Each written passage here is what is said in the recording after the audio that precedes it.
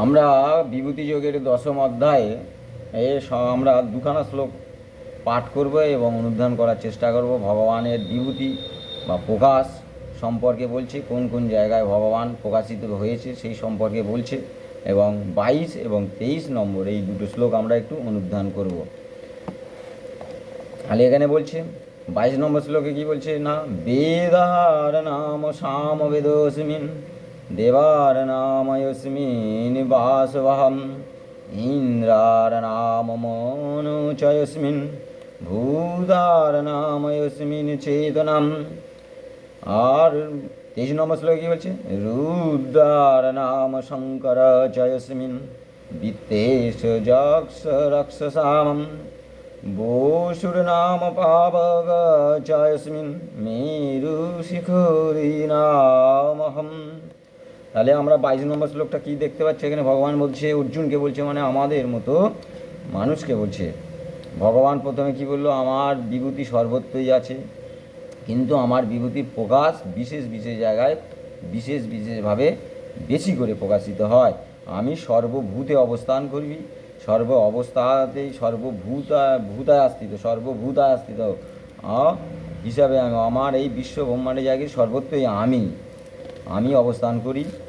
আর আমি ছাড়া আর এই জগতে কিছু নেই। আমি উৎপত্তি, স্থিতি এবং প্রলয় হিসাবে আমারই সেই বিভূতি, আর সব কিছু আমারই বিভূতি। তারপরে কি বলছে, 22 নম্বর শ্লোকে বলছে, তার আগে আর কি বলেছে, যে আমি আদিত্যের মধ্যে আমি বিষ্ণু, এবং জ্যোতিষমানের মধ্যে অন্য প্রকাশকগণের মধ্যে আমি সূর্য, এগুলো বলেছে। এবং চন্দ্রমা হিসাবে আমি সেই চন্দ্র, এবং মরুদ হিসাবে আমি বায়ুর যে আছে মরুদদের মধ্যে আমি সেই মরীচিকা। এবারে 22 নম্বর শ্লোকে ভগবান কি বলছে না, বলছে বেদার নাম সামবেদস্মিন দেবার নাম অস্মিন বাসবা।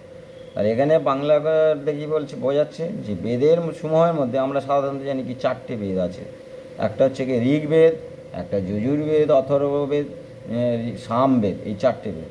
তাহলে কি বলছে, বেদার নাম সামবেদস্মিন, তাহলে বেদের মধ্যে আমি সেই সামবেদে সাধারণত ভগবানের স্তুতিগুলো করা হয়েছে, ভগবানের সম্পর্কে স্তুতি করা হয়েছে, এবং সেটা গানের আকারে করা হয়।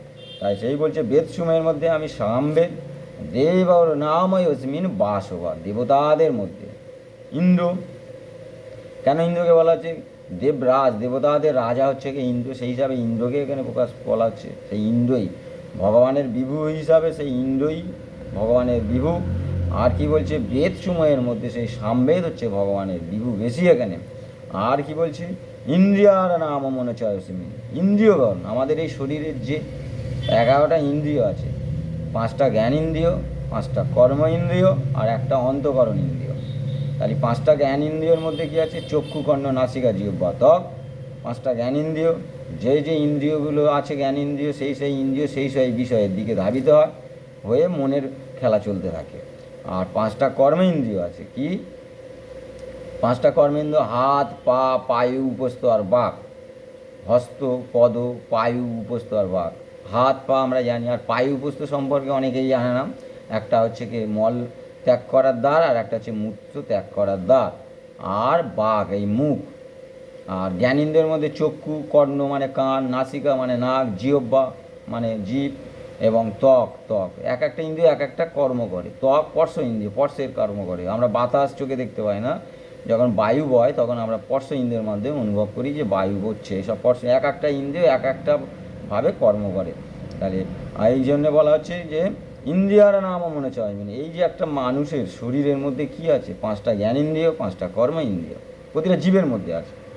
কিন্তু পশু পক্ষীদের মধ্যে ইন্দ্রিয়র প্রকাশগুলো খুব বেশি হয় না। ওরা সাধারণত 3টে ইন্দ্রিয়ের মধ্যে বিচরণ করে, আহার, নিদ্রা আর মৈথন, এই 3টে অবস্থায় ওরা বিচরণ করে। কিন্তু মানুষের মধ্যে গিয়েছে এই ইন্দ্রিয়, 5টা ইন্দ্রিয় নিয়ে মানুষ, ইন্দ্রিয়র মাধ্যমে মানুষ পুরো বিশ্ব ব্রহ্মাণ্ড জয় করে ফেলছে এবং ভগবানকেও খুঁজে পাচ্ছে। তাই কঠোর উপনিষদে বলছে যে এই কঠোর উপনিষদে এক জায়গায় বলছে যে আমি হৃদয় গুহ্বরের মধ্যে অবস্থান আছি হে আত্মা হিসাবে। আর ভগবান এবং বিষ্ণুর মধ্যে কথোপকথন বলছে যে বিষ্ণু বলছে, ভগবান তুমি যেখানে লুকাও না কেন সেখানেই তোমাকে এই মানুষ এত বুদ্ধিমান, এত চালাক এরা খুঁজে পাবে। তুমি পাহাড়ে যাও, জঙ্গলে যাও, এবং এই বিশ্ব ব্রহ্মাণ্ডে যেখানেই থাকো না কেন, এই মানুষ তোমাকে সেই খুঁজে পাবে। তাহলে তোমাকে খুঁজে পাবে, তখন ভগবান বলে তাহলে আমি কোথায় লুকাবো? তাহলে আমাকে খুঁজে পেলেই মানে আমাকে পাওয়াই মানে তো মুক্ত হয়ে যাও। ভগবান বলছে আমি খেলবো, ছিলাম এক হবো বহু হয়ে এখন খেলছি। যখন আমাকে পাবে বা আমাকে জানতে পারবে তখন খেলা বন্ধ হয়ে যাবে। সেই কারণেই ভগবান তখন বললো তাহলে আমি হৃদয় গহ্বরের মধ্যে অবস্থান করি। সেই জন্যে আমরা প্রতিটা মানুষ যখন আমরা বলি যে আমার হৃদয়ে ভগবান বিরাজ করছে, প্রতিটা জীবের মধ্যে নারায়ণ বিরাজ, সর্বভূতে নারায়ণ আছে, এটাই যেমন আমরা বলি, ঠিক সেই রকম সেটাই বোঝাতে যাচ্ছে যে এই বলছে যে ইন্দ্রিয় নাও মনে চসমিন, সেই ইন্দ্রিয় হিসাবে আমাদের যে পাঁচটা কর্মেন্দ্রিয়, পাঁচটা জ্ঞানেন্দ্রিয় আর অন্তঃকরণ ইন্দ্রিয় আছে মন। মনের আবার চারটে ভাগ আছে, মন, বুদ্ধি, চিত্ত, অহংকার, এইগুলো আছে। তাহলে সেই মনই শ্রেষ্ঠ। যার মন যত উন্নত মানের হবে সেই তত উন্নত চরিত্র, উন্নত ব্যক্তি হবে। আর ভূতার নাম অস্মিন চেতনা, প্রতিটা ভূতের মধ্যে যে চৈতন্য স্বরূপ বা চেতনা সেটাই আমি, সেটাই আত্মা বলা হচ্ছে। তাহলে 22 নম্বর শ্লোকটা এটাই বলছে। তাহলে বেদার নাম সামবেদস্মিন, দেবর নাময়স্মিন বাস, ইন্দ্রিয়ার নাম মনোচয়স্মিন, ভূতার নাময়স্মিন চেতনা। তাহলে আমরা যদি এই 22 নম্বর শ্লোকটা একটু বিশ্লেষণ করি বা অনুধান করার চেষ্টা করি, তাহলে ভগবান এখানে কি বলছেন, চারটে বেদ আছে। বেদ চতুষ্টয়ের মধ্যে সামবেদ ভগবানের বিশেষ বিভূতির প্রকাশ, এটাই বলতে আছে। চতুষ্টয় বেদ মানে চারটে বেদ বলা আছে, ঋক, সাম, যজুর, অথর্ব, তার মধ্যে এই সাম বেদে ভগবানের প্রকাশ বেশি। আর কি বলা হচ্ছে, আর অগ্নি, বায়ু আদি যে সমস্ত দেবতায় আছে, সূর্য, চন্দ্র, বিভিন্ন যে দেবতা আছে, সব কিছু দেবতার ভগবানের যে বিভূতি হইতে শ্রেষ্ঠত্ব হেতু সেই হচ্ছে ইন্দ্র। প্রতিটি দেবতার মধ্যে শ্রেষ্ঠত্ব পাচ্ছে কে? ইন্দ্র, দেবরাজ ইন্দ্র, সেটাই হচ্ছে ভগবানের বিভূতি। আর একাদশ ইন্দ্রিয়ের মধ্যে, একাদশ ইন্দ্রিয় বলি যে একাদশ ইন্দ্রিয়, পাঁচটা জ্ঞানেন্দ্রিয়, পাঁচটা কর্মেন্দ্রিয়, একটা মন, এই বলছে একাদশ ইন্দ্রিয়ের মধ্যে সেই মনই বিভূতি। যেমন মন তেমন উচ্চমানের মানুষ হবে, তো এমন নিম্ন প্রবৃত্তির মানুষ হবে।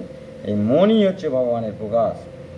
আর ভৌতিক রাজ্যের মধ্যে আমরা এই জড়জাগতিক জগতে বাস করছি, শরীরটাও জড়, এই জড়জাগতিক রাজ্যের মধ্যে বাস করছি, তার মধ্যে চেতনা ব্যতীত কোনো কর্ম হয় না। চেতনা ব্যতীত প্রতিটা জীবের মধ্যে একটা পিঁমড়ে, ছোট ক্ষুদে পিঁমড়ে যদি যায়, হালকা করে তাকে ছুঁইবে, সেটা ঘাপটি মেরে চুপচাপ বসে যাবে, থাকবে কিছুক্ষণ। যখন দেখবে কোনো জায়গায় কোনো বিপদ আপদে আঁচ পাচ্ছে না, আবার গুড় করে হেঁটে চলে যাবে। সেই চৈতন্য প্রতিটা জীবের মধ্যে, এই ধর আমাকে ছিমটি কাটছে, করে ঠেলে উঠছে, চৈতন্যের প্রকাশ হচ্ছে এখানে। চৈতন্য ছাড়া কোনো কর্মই হয় না। সেই জন্য চেতনায় বা এই চৈতন্য সেই ভগবানের বিভু, যেটাকে আত্মা বলা হচ্ছে, আত্মা স্বরূপ বলা হচ্ছে ভগবানের বিভু। তাহলে এই যে আমাদের 22 নম্বর শ্লোকটা কি বলছে, যে বেদার নাম সামবেদস্মিন, দেবার নাময়স্মিন বাসবা, ইন্দ্রিয়ার নাম মনচয়স্মিন, ভূতার নাময়স্মিন চেতনা। বেদের মধ্যে চারটে যে বেদ আছে তার মধ্যে সামবেদ হচ্ছে ভগবানের প্রকাশ বেশি, বিভূতি বেশি। আর দেবতাদের মধ্যে যে ইন্দ্র আছে, দেবরাজ ইন্দ্র, সেখানেই ভগবানের প্রকাশ বেশি বা ভগবানের বিভু। আর আমাদের শরীরের মধ্যে একাদশ যে ইন্দ্রিয় আছে, ইন্দ্র আর ইন্দ্রিয়, যে একাদশ ইন্দ্রিয় আছে, সেই ইন্দ্রিয়গুলোর মধ্যে মনই হচ্ছে ভগবানের বিভু, প্রকাশ বেশি মনেতে। এই মন দিয়েই তুমি সেই ভগবানকে পাবে, এই মন দিয়েই তুমি শ্রদ্ধা ভক্তি করবে, এই মন দিয়েই তুমি আবার বদমাইশি করবে, এই মন দিয়েই তুমি লোককে ক্ষতি করবে।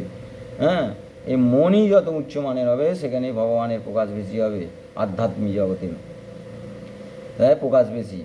আর কি বলছে, ইন্দ্রিয়ার নাম মৌন চয়স্মিন, ভূতার নাম অস্মিন চেতনা। প্রতিটা ভূতের মধ্যে, প্রতিটা জীবের মধ্যে যে চেতন কাজ করে, সেই চেতন হিসাবেই সেই ভগবান, এটাই বলতে যাচ্ছেন।